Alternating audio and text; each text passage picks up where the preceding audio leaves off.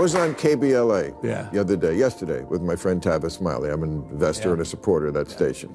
And he said, who do you want for running president? I mentioned, I think you'd be good at the job. Not this year, we know. No, I know. But he said, I don't think he could win. I don't think he could win. He's too progressive coming from this state and what he's done in this state to win in any southern state, any red state. I disagreed, but no, this is a progressive African-American owned station, and I'm sure they like you, but he doesn't think you can win. Gavin Newsom and Karen Bass have already proven their incompetence and poor leadership during the Los Angeles wildfires. Now, as we experience rampant lawlessness and civil unrest, it's never been more clear they're unable to respond effectively and responsibly during calamity. Whether it's sheer incompetence or outright malevolence, the reality is stark. California's in a state of turmoil, and I asked my fellow Angelenos, why are Gavin Newsom and Karen Bass still in office?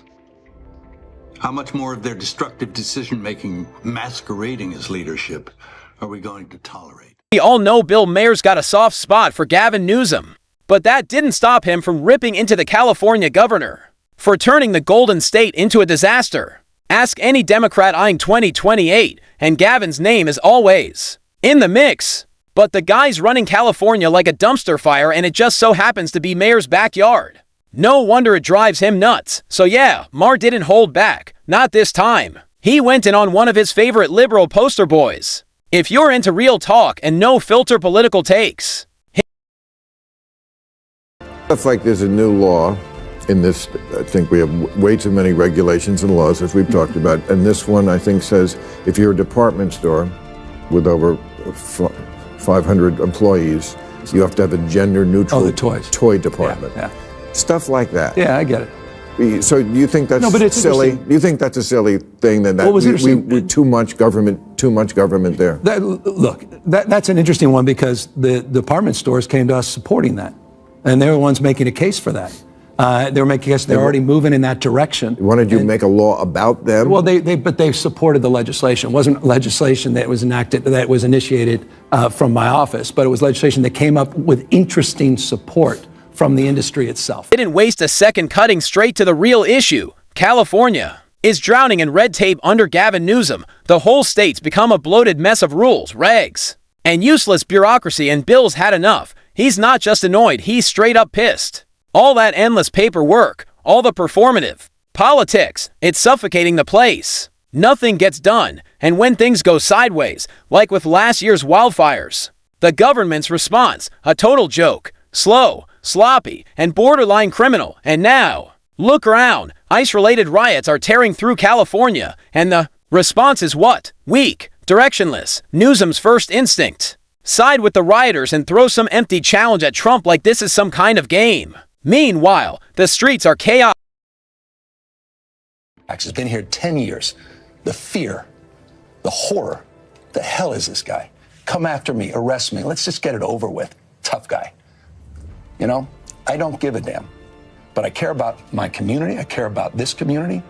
The hell are they doing? These guys need to grow up. They need to stop. And we need to push back. And I'm sorry to be so clear, but that kind of bloviating is exhausting. So, Tom, arrest me. Let's go. But after social media lit up and backlash came pouring in from both sides, Gavin Newsom finally cracked. He came out with a public apology, stumbling over his words, backtracking like crazy, doing whatever he could to save face. Then suddenly, he tried to sound tough. He threatened the rioters with legal action and said arrests were coming. But honestly, for a lot of people, it was way too late. The damage was already done. That delayed reaction just confirmed what folks were already thinking. This guy isn't a leader. He's just trying to cover his own ass. The switch from silence to tough guy act didn't scream accountability. It screamed panic, and Newsom did eventually come out and apologize. If you want to go on Twitter, Rob, and just go to the apology video that he came out eventually. This is, I think, 4-5 days later. On day one, I asked him, I said, are you going to come out and do this? Watch how he's finally wanting to have his people be responsible. Go ahead, Rob.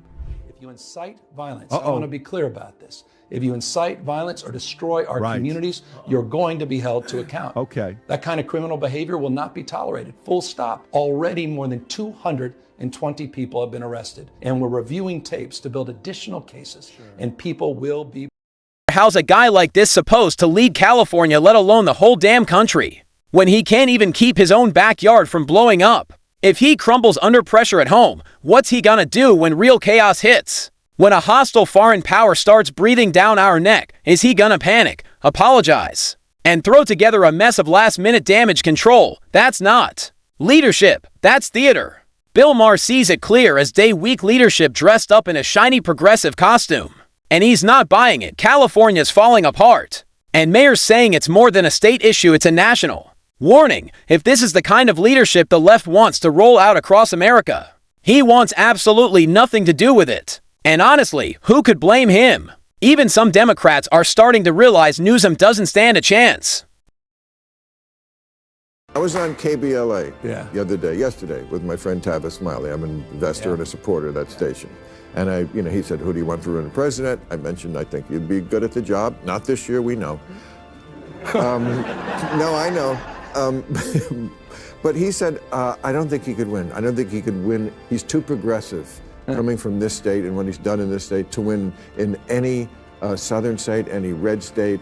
I disagreed, but no, this is a progressive African-American owned station, and I'm sure they like you, but he doesn't think you can. And look, this is coming from a black voter who's probably backed the Democratic Party his whole life, but even he's saying it. Gavin Newsom wouldn't stand a chance. Not just because he's the progressive, but because he's flat out incompetent. Honestly, I don't even know which would be worse, a Kamala Harris ticket or a Gavin Newsom one. Sure, Newsom doesn't serve up the legendary word salads Kamala does. But let's not pretend he's got it all figured out. The guy's record is trash mismanaging the economy, doing nothing while homelessness explodes, letting crime spiral out of control. And don't even get started on how tone-deaf his leadership is. None of that, says Commander-in-Chief. America deserves better, someone with a spine, real results, and leadership that's more than slick hair and a fancy speech. And if this is the best the Democrats have to offer in 2028, yeah, they're in deep trouble. Even celebs like Mel Gibson are calling out how badly Newsom is running California. Bass have already proven their incompetence and poor leadership during the Los Angeles wildfires. Now, as we experience rampant lawlessness and civil unrest, it's never been more clear they're unable to respond effectively and responsibly during calamity. Whether it's sheer incompetence or outright malevolence, the reality is stark. California's in a state of turmoil, and I ask my fellow Angelenos, why are Gavin Newsom and Karen Bass still in office? How much more of their destructive decision-making masquerading as leadership are we going to tolerate? Honestly, Gavin Newsom and Karen Bass should be ashamed of themselves at this point. They should seriously think about stepping down. Their leadership hasn't just been weak, it's been a disaster, and regular Californians are the ones paying for it. Under their watch, the state's become a total mess. Sky-high taxes, out-of-control crime, housing prices that make no sense, and government so slow it might as well be frozen. People aren't just complaining, they're leaving. Big names like Joe Rogan and Ben Shapiro bounced out of California, and they didn't hold back on why. Insane taxes, economic chaos, and no sign of it getting better. And it's not just celebrities, families, small business owners, everyday working people, they're all getting out while they still can. When the so-called Golden State becomes unlivable for the very people who built it, that's not just a red flag, that's a 5-alarm fire. If Newsom and Bass can't fix the mess they created, they need to get out of the way and let someone who actually knows what they're doing take over. And they're not the only ones saying it. Even Bill O'Reilly's calling for Newsom to resign when voices from all sides are sounding the alarm. Maybe it's time. I think they're hyping it up. It doesn't seem to be an organic display of protest. That means that it doesn't have a constituency among regular people. The Los Angeles protesters were fueled by very militant far-left organizations that passed out masks and frozen water bottles and other forms of protection for the protesters. Same thing in New York. This is all organized by the far left, but the people aren't coming out. In fact, on Tuesday night at 9 o'clock in New York, everybody went home. In fact, I guess they were hungry. So this is kind of contrived, and the media hoped it would explode into something more so that Trump would look bad, but that doesn't seem to have been the case. O'Reilly didn't name names, but let's be real. We all know who he's talking about. Gavin Newsom. Think about it. Who was out there offering soft, half-baked support to protesters when all hell broke loose? Who avoided flat-out condemning the chaos and instead dropped vague, politically safe statements that sounded more like he was siding with the mob than trying to bring any order? Yeah, Gavin, or at the very least, people in his corner. And now we're hearing reports that protesters are getting handed things like frozen water bottles, face masks, even organized transport in some places. So the question is, who's paying for all this? Who's pulling the strings behind the scenes? If any of that leads back to left-wing groups tied to Newsom, then this isn't just some bad look. This is dangerous. It's betrayal, plain and simple. Leaders are supposed to diffuse chaos, not quietly feed it from the shadows. And if someone like Newsom is playing both sides, we need answers fast. Because this isn't just politics anymore. This is trust. That in California, Governor Newsom wanted these demonstrations to explode so he could use that as a political cudgel against Trump and elevate himself into a left-wing candidate for president in 28. And let me back that up. So when you have the police chief of Los Angeles in a press conference saying, we're outmanned, we can't control the violence, the fires on the cars, the throwing objects at our own police and ICE agents, we can't control it. And you don't have the governor immediately sending the National Guard down to help the LAPD, then you know the governor doesn't care or wants it to explode. And that's what I believe Newsom did. O'Reilly's got a solid point. Gavin Newsom hasn't officially thrown his hat in the ring for 2028, but come on, we all see what's happening. From popping up on national media every other week to launching his own podcast. To reach across the aisle, it's obvious he's setting the stage for a presidential run. The rebranding, the sudden interest in bipartisanship, the polished PR push, its textbook political ambition.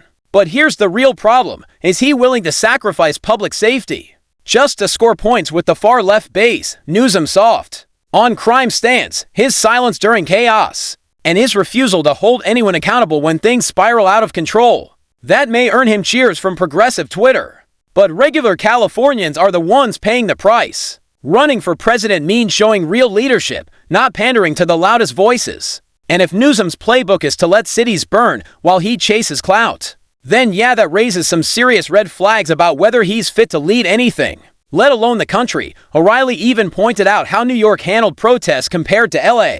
And guess what? The difference is night and day, and it only exposes.